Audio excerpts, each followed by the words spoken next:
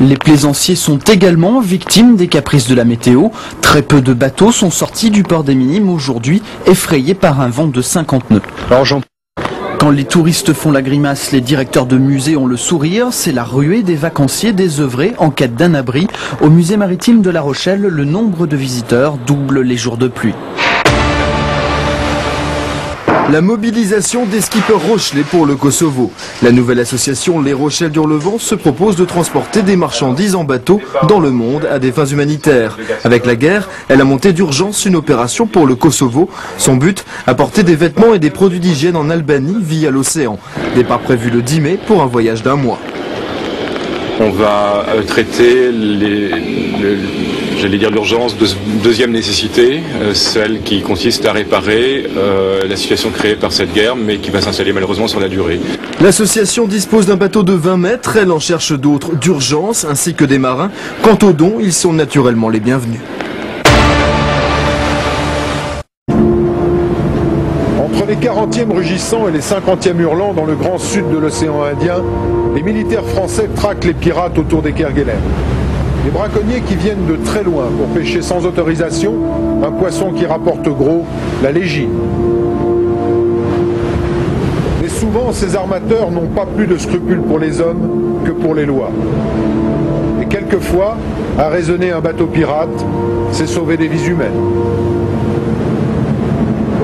Les pirates des Kerguelen, c'est vendredi 20h50 dans Thalassa, sur France 3.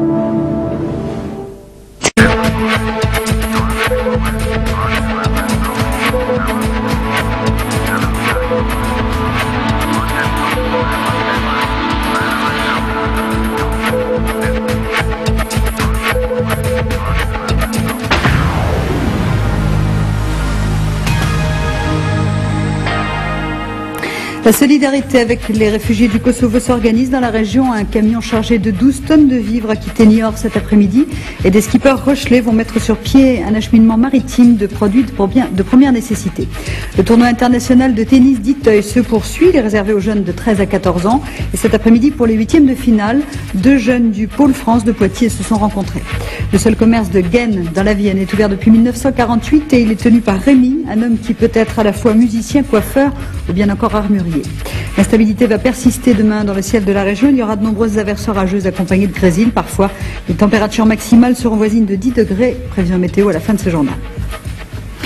Bonsoir. La solidarité avec les réfugiés du Kosovo est en marche. La mobilisation a été très forte et un premier camion a quitté Niort cet après-midi avec à son bord 12 tonnes de vivres. C'est le premier camion du Grand Sud-Ouest à partir en direction de Marseille, là où sont centralisés tous les dons.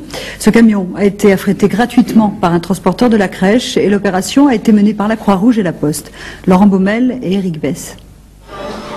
Au quai du centre de tri postal de Niort, une semi-remorque attend. Elle doit acheminer les premiers paquets de l'opération Un colis pour le Kosovo. 24 palettes qui doivent être chargées à bord de ce 38 tonnes. Destination Marseille, point de convergence de l'ensemble de l'opération. Dans chaque paquet, des produits de première urgence, collectés par les organisateurs à l'origine de cette chaîne de solidarité. De mémoire, on n'a pas vu une telle mobilisation depuis très longtemps.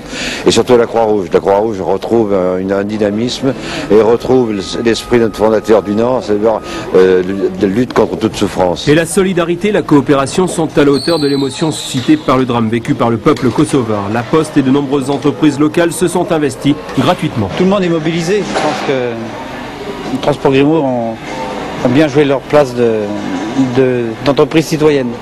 La Poste a un double rôle, offrir gratuitement un colis aux particuliers qui le désirent et acheminer ces colis vers le centre de stockage départemental qui est le centre de tri. Et elle a un deuxième rôle, acheminer vers le site national de concentration les colis collectés par la Poste et les colis collectés par la Croix-Rouge. 12 tonnes de colis sont partis ce matin de Niort. Il devrait y avoir d'autres convois dans les jours à venir. Le comité de la Croix-Rouge va effectuer ce soir une quête en faveur